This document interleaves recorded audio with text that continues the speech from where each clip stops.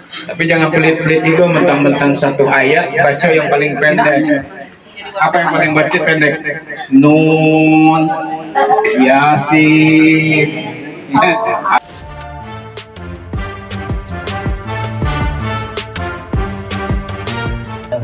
Assalamualaikum warahmatullahi wabarakatuh. Waalaikumsalam warahmatullahi wabarakatuh. Alhamdulillahi rabbil alamin. Wassalatu wassalamu ala asrafil anbiya'i wal mursalin wa ala alihi wa ashabihi ajma'in. وقد قال تعالى أعوذ بالله من الشيطان الرجيم بسم الله الرحمن الرحيم يا أيها الذين آمنوا اتقوا الله حق تقاته ولا تموتن إلا وأنتم مسلمون صدق الله العظيم. Pertama, marilah kita selalu memanjatkan puji syukur alhamdulillah. Summa alhamdulillah. Ya, malah 3 kali alhamdulillah. Artinya betul-betul kita berharap rasa syukur itu betul-betul kita lapaskan dalam rangka kita mensyukuri rahmat nikmat Allah. Ya, rahmat Allah, nikmat Allah itu luar biasa banyaknya. Sampai-sampai Allah katakan wa in ta'uddu ni'matallahi la tuhsuha.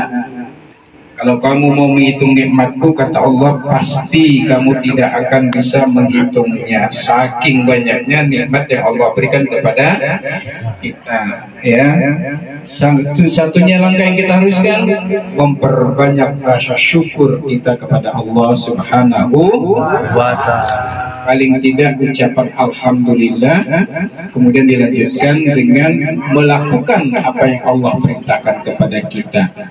Ya. Bapak Ibu sekalian, salawat dan salam marilah kita sampaikan kepada junjungan kita Nabi besar Muhammad sallallahu alaihi wasallam. Ya, alhamdulillah sampai saat ini, dan kita berdoa kepada Allah Subhanahu wa taala mudah-mudahan kita selalu menjalankan syariat yang dibawa oleh baginda Muhammad sallallahu alaihi wasallam. Karena beliau itu laqad kana lakum fi rasulillahi uswatun hasanah. Beliau itu adalah contoh tauladan yang patut kita tauladani, yang patut kita contoh. Supaya apa? Supaya nanti kita mendapatkan syafaat dari baginda Muhammad sallallahu alaihi wasallam. Sebabnya perbanyak ucapkan sholat.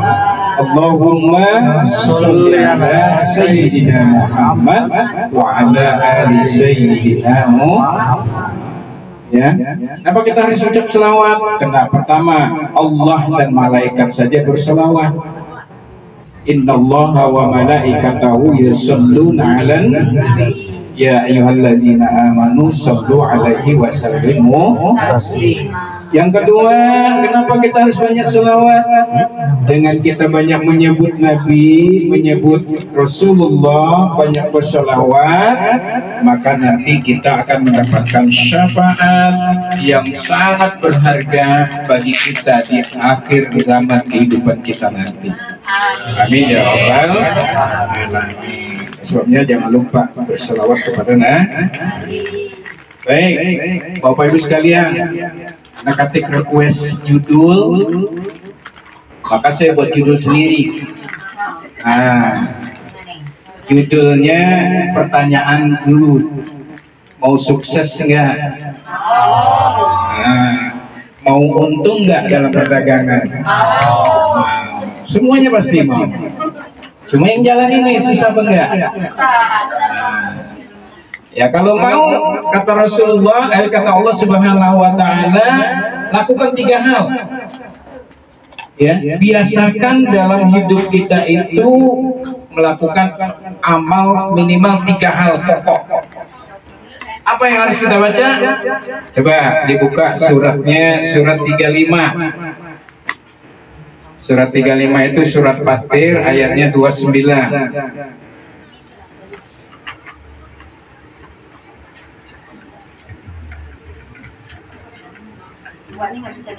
Nanti kinain lagi tuh.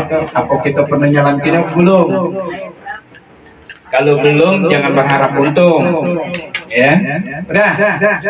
3529. Kita baca sama-sama surat Fatir. Ya. 29. Surat Fatir, surat ke-35 ayat 29. Alhamdulillah sudah ada aplikasi Quran semua ya. Ya, alhamdulillah. Jangan aplikasinya tentang masak-masak terus. Tok. Ya. Masak ada, ngumpulin resep doang. Ya. Yang lemaknya itu ya Tuhan. Iya. Dia cari resep, dia masak, antar ke kita. Nah itu yang paling cocok itu Ustaz. Usah jauh-jauh, pengajian aja udah cukup dah. Baik, kita baca sama-sama. A'udzu billahi minasy syaithanir rajim. Bismillahirrahmanirrahim. Innal ladzina yatluna kitaballah wa aqamus shalah wa anfaqu mimma razaqnahum sirran wa 'alaniyatan yarjuna tijaratan lan tabur. Ya. Apa kata Allah? Sesungguhnya orang yang selalu membaca kitab Allah atau Al-Qur'an selalu, ya. Nanti kita kupas satu-satu ya. Yang kedua, dan melaksanakan sholat, waqamus sholat, melaksanakan, mendirikan sholat. Yang ketiga, wa anfaqu mimma razaqnahum sirran wa 'alaniyah, yaitu orang-orang yang selalu menginfakkan sebagian rezeki yang kami anugerahkan kepada mereka dengan terang-terangan atau sembunyi-sembunyi, dengan diam-diam, sir, ya, sirra wa 'alaniyah, atau dengan terang-terangan, ya. Yarjuna tijaratan lan tabur, mereka itulah yang mengharapkan perdagangan yang tidak akan rugi. Ya. Jadi kalau dulu zaman Rasulullah dulu yang paling tren, yang paling hebat, yang paling biasa dilakukan masyarakat adalah dagang. Ya, Rasulullah dagang, Khadijah dagang, sahabat-sahabat banyak yang berdagang. Ada yang pergi ke Mekah, ada yang pergi ke negeri Syam, ada yang ke negeri Mesir dan sebagainya. Berdagang untuk memenuhi kebutuhan. Nah, dalam hal ini Allah kasih resep. Mau sukses nggak? Mau untung nggak dalam perdagangan? Kalau mau untung, lakukan 3 hal. Zaman sekarang udah banyak, ada yang supir, ada yang pegawai, ada yang karyawan, ada yang pedagang, ya, ada yang tukang cukur, ada yang salon dan sebagainya. Semuanya berharap aktivitas itu memperoleh keuntungan. Allah kasih resepnya. Ya, apa yang pertama? Yaitu selalu membaca Al-Qur'an. Nih, selalu istiqomah. Ya, jangan waktu bulan puasa rajin sampai 2-3 kali khatam, bahkan ada yang sampai 10 kali khatam. Ya, hebat ya. Tapi nggak ngaji lagi. Ngaji kapan? Tahun Ramadan tahun yang akan datang. Masih ada. Itu pun kalau ketemu ya. Kalau nggak ketemu, wah parah. Jadi setahunnya cuma sekali ngaji. Ini syukur daripada yang tidak baca sama sekali. Ya, yang bagusnya gimana? Istiqomah, rutin, setiap hari minimal 1 ayat minimal, ya. Tapi jangan pelit-pelit juga mentang-mentang 1 ayat baca yang paling pendek. Apa yang paling baca pendek? Nun, Yasin, Alif Lam Mim, ya. Itu memang setiap huruf demi huruf yang dibaca Allah kasih nilai ibadah, ya. Tapi kita berharap bukan hanya sekadar rutin baca, tapi juga bacaannya kita benerin, tajwidnya kita benerin, kemudian maknanya kita pahami. Yang lebih penting lagi kita amalkan dalam kehidupan sehari-hari. Pertanyaannya, sudahkah kita baca Al-Quran? Umat Islam Gacang dan lain ini sudah. suatu ketika Habibi, tahu Habibi? Kenal sama Habibi? Bapak yang kenal, ibu yang kenal, apa Habibinya yang kenal? Kenal di TV. Jadi ceritanya Habibi dulu waktu kuliahnya di Jerman, di belakang Pamulang kan, ya. Rada serengseng dikit. Waktu kuliah di Jerman, dia ini tidak bisa mengalahkan 2 kakak beradik Yahudi. Ya, ini cerita Habibi nih, dia cerita sendiri. Tidak sanggup mengalahkan adik kakak beradik ini dalam urusan pendidikan. Jadi kakak beradik Yahudi ini 1, 2, balik-balik kadang 2, 1, balik mereka 2. Habibi nomor 3. Selalu nomor 3. Bingung Habibi gimana pola cara untuk mengetahui kenapa, bagaimana konsep dia ini kok bisa juara 1, 2 terus ini. Ya, boleh minta resep, ya dikasih. Masalahnya apa? Caranya bagaimana belajarnya? Akhirnya setelah dibujuk, dirayu, dia kepengen tahu boleh nggak nginep ke rumahnya. Itu pun awalnya nggak boleh, tapi ujung-ujungnya lama-lama diperbolehkan. Apa yang dilakukan oleh orang Yahudi 2 beradik ini? Tiap malam bangun malam pukul 2. Bangun pukul 2. Apakah orang Yahudi tahajud? Enggak, orang Yahudi kok. Ya, sholat kagak dia. Ya, apa yang dia baca, dia lakukan? Pertama, mereka baca Alkitab. Yang kedua baru belajar. Tapi Habibi ini mendengar Alkitab yang dibaca ini kok nggak asing bagi dia. Artinya kalau udah nggak asing itu udah hal yang terbiasa dia dengar. Setelah dilihat, awalnya nggak diperbolehkan dilihat, tapi setelah tahu ditanya, kok kamu baca Al-Quran? Kamu kan orang Yahudi. Iya katanya. Ya, inilah hebatnya katanya Al-Quran. Gobloknya orang Islam. Dia bilang gitu. Punya kitab suci, tapi tidak pernah baca, tidak pernah dipelajari. Sampai dibilang goblok. Orang Islam goblok punya kitab suci tapi nggak mau dibaca. Padahal isinya berbagai macam bentuk petunjuk dan arahan yang penting di dalam Islam. Nah setelah itu Habibi mulai melaksanakan ya cara yang dilakukan oleh orang Yahudi tadi. Ya. Tapi Yahudi, Habibi beda, karena dia orang Islam, bangun tidur, ya, wudhu, sholat tahajud.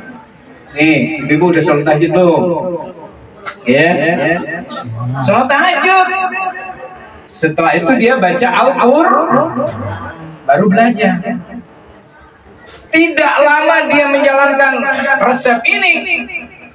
Orang Yahudi yang tadinya juara 1, juara 2 kesalip langsung jadi juara 2 dan 3. Habibi naik peringkat juara 1. Ini bukan cerita bohong loh, karena yayasan dulu dekat dengan Habibi, sering kita datang ke sana. Dia kasih resep. Ya, kata dia, sayang banget saya udah tua kayak gini baru kenal dengan Al-Quran. Coba kalau dari dulu katanya. Ya, padahal dia ahli. Ya, pertama kali jadi apa? Menrestek. Menteri Riset dan Teknologi berulang kali zaman Soeharto. menciptakan pesawat dan sebagainya, saking pinternya. Artinya apa? Ada satu hal yang terkandung dalam Al-Quran itu yang tidak dimiliki oleh kitab-kitab yang lain. Ya, paling tidak kita tahu bahwasanya Al-Quran itu memiliki 4 fungsi. 4. Coba lihat surat 10 ayat 57.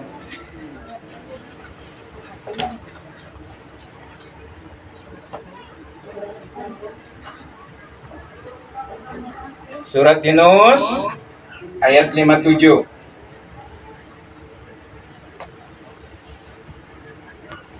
Ada yang belum? Surat Yunus itu surat ke-10 ayatnya 57. Baca ya. A'udzu billahi minasy syaithanir rajim. Bismillahirrahmanirrahim. Ya ayyuhan nasu qad ja'akum maw'izatun min rabbikum wa shifaa'un lima fis sudur wa hudan wa rahmatun lil mu'minin. Artinya, hai manusia, kata Allah, sungguh telah kami turunkan Al-Quran sebagai pelajaran. 1. Al-Quran sebagai pelajaran. Dan pelajaran Al-Quran ini ya kurikulumnya mantap, nggak berubah-ubah. Karena turunnya dari Allah. Allah yang membuat, Allah yang menciptakan, Allah yang memelihara. Ya, maka kemurniannya tidak perlu diragukan sampai saat ini. 1. Yang kedua, wa syifaa'un lima fis sudur. Al-Quran itu obat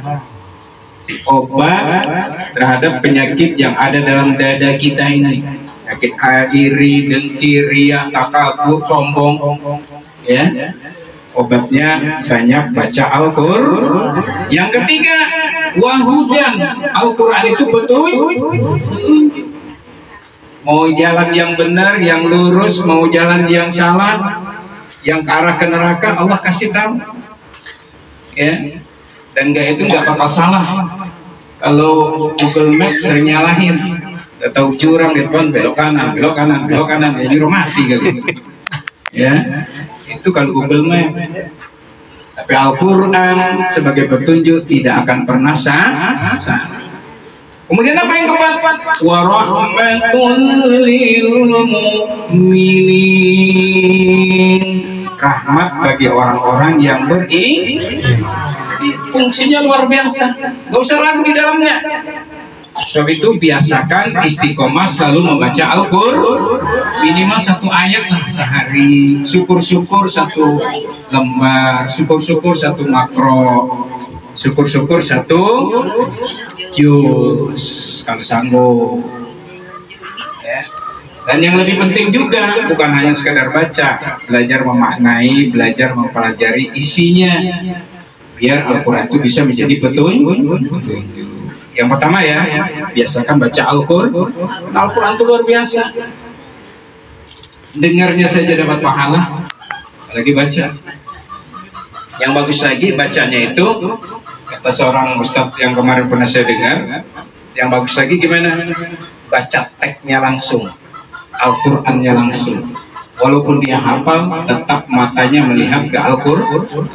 Karena rata-rata orang yang biasa baca Al-Quran langsung ke Al-Qurannya itu matanya itu akan bersih. Ya, dulu pernah ada orang dari optik pernah itu survei atau melakukan aktivitas ya optiknya di pesantren yayasan. Dia heran, anak-anak yayasan, anak pesantren kok matanya pada bagus. Kenapa? Sering baca Al-Quran. Ya, yang dibaca Al-Quran, hadis Nabi. Jadi nggak baca WA, baca game sekarang ini. Ya. Sebabnya yang harus kita lakukan selalu membaca Al-Qur'an. Kita kembalikan ke surat Al-Surat 35 tadi, ayatnya 29. Ya.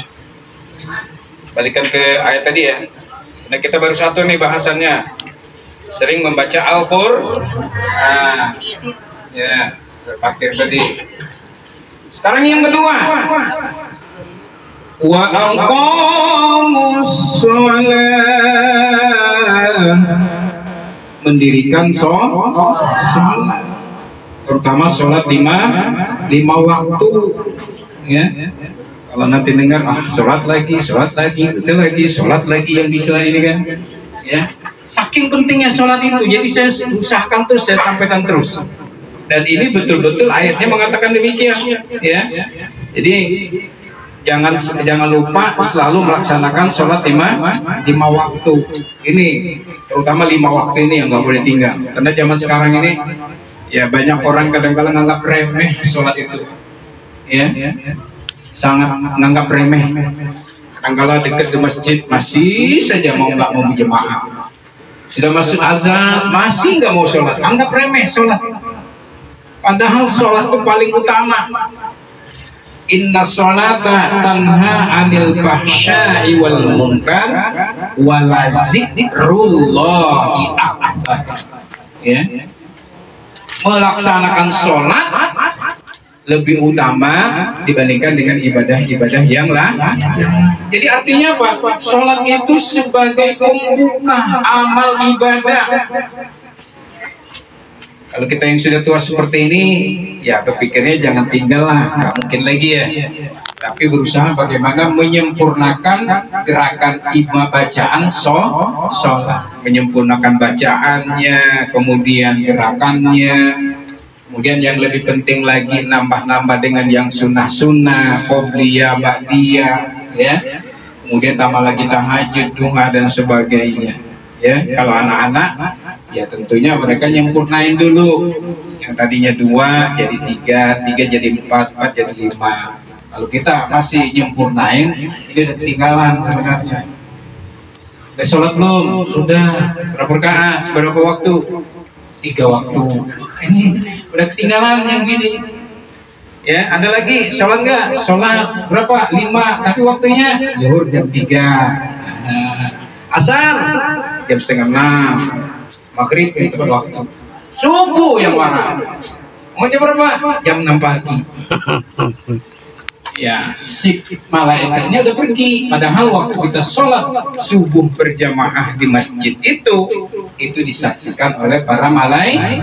Aqimis sholata liduluki syamsi ila ghasyakil laili wa qur'anal fajr inna qur'anal fajri kana mashhuda. Nanti dibuka aja surat 78.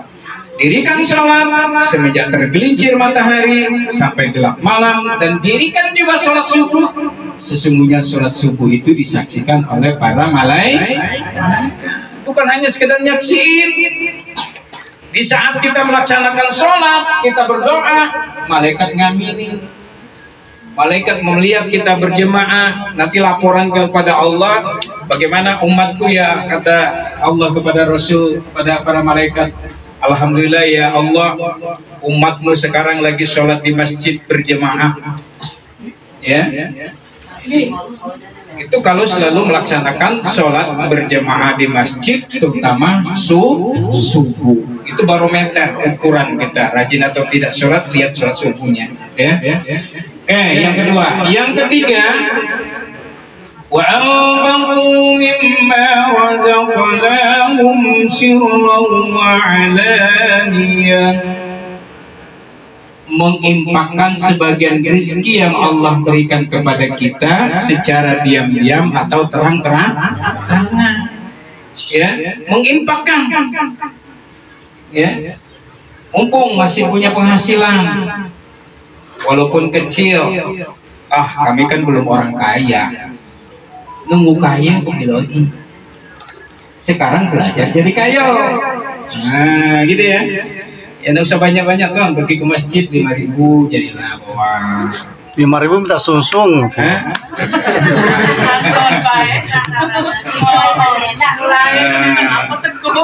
2.000, 1.000, yang penting rutin. Jangan 500.000 setahun banyak lagi. Usahakan pokoknya setiap rezeki yang kita dapatkan untuk selalu kita sisihkan di jalan Allah. Untuk siapakah itu semuanya? Untuk kembali kepada diri kita sendiri. Kata Allah, wa may yashkur fa innama yashkuru li nafsihi. Kalau kamu bersyukur terhadap nikmat Allah dikit banyak, pada prinsipnya adalah untuk bersyukur untuk diri kita sendiri. Jangan lupa itu. Sebab dalam Al-Quran dinyatakan dalam surah Al-Munafikun ayatnya 11 itu ada si mayat orang yang sudah mati minta dihidupin lagi, ya, bermohon kepada Allah minta dihidupkan walaupun sebentar, 5 menit aja. Untuk apa? Mereka minta kalau dia dibangkitkan lagi dia mau menginfakkan seluruh hartanya.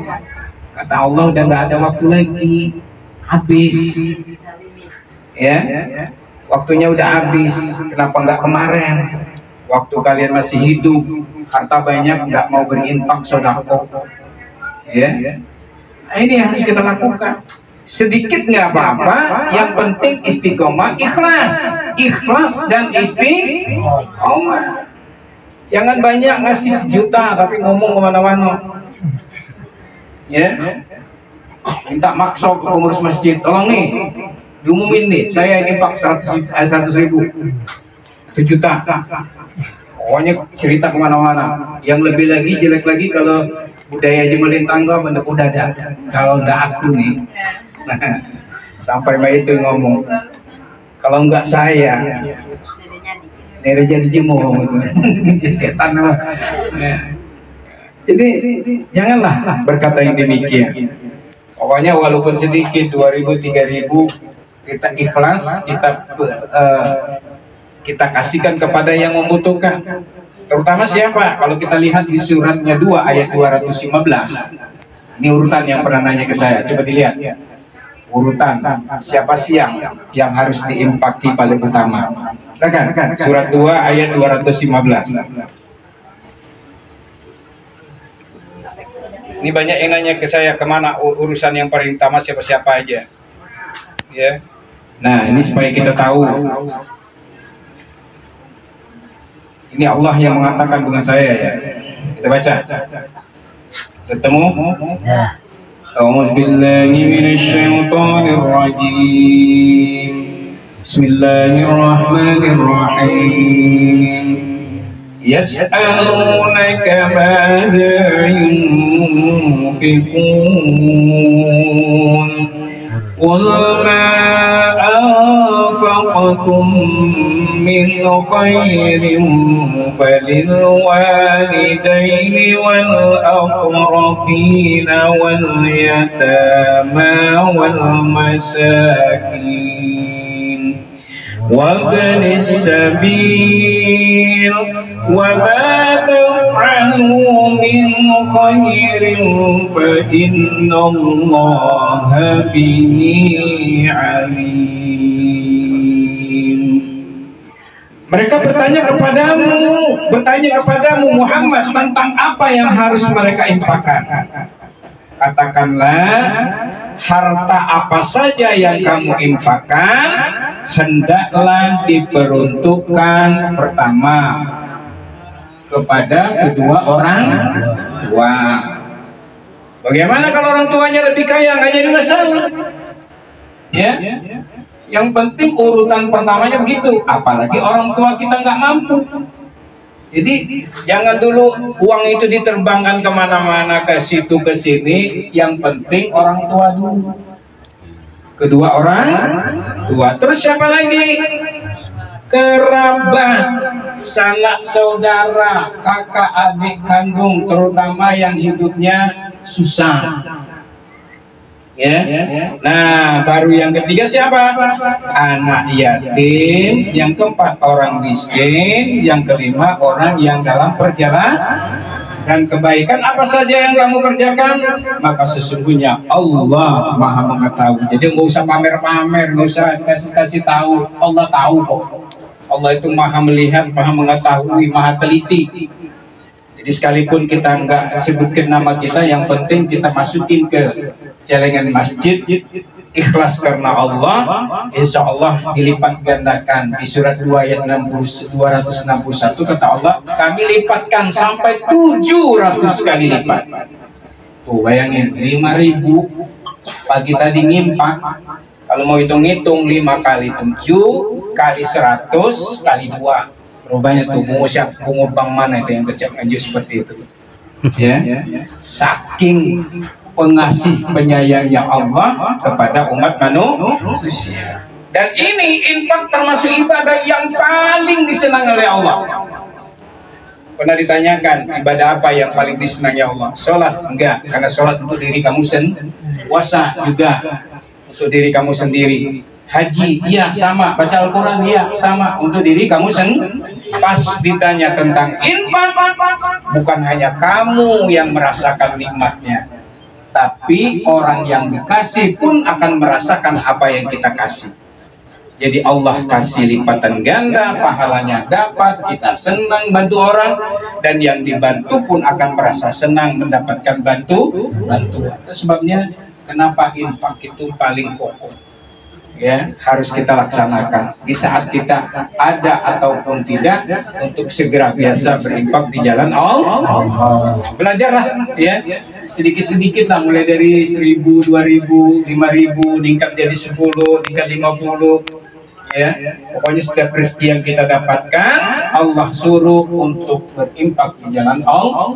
Nah, 3 pokok inilah, baca Al-Quran sering, tapi bukan ya lagi hangat-hangat ayam deh. Kalau hangat baca Al-Quran, kalau tidak hangat itu malas.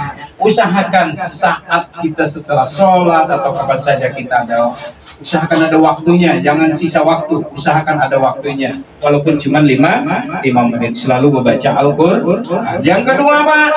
Sholat 5 waktu terutama jangan tinggal, apalagi ditambah dengan yang sunnah. Nah, yang ketiga apa? Berinfak, mengeluarkan rezeki kita di jalan Allah Subhanahu wa Ta'ala. Nah, orang-orang seperti ini kata Allah, mereka itu yang mengharapkan keuntungan dalam berdagang, dan mereka akan disempurnakan nanti amal ibadahnya, ya, disempurnakan dan akan ditambah oleh Allah berbagai macam nikmat yang secara tidak langsung kita rasakan, yang kadangkala selalu kita rasakan dalam kehidupan kita sehari-hari.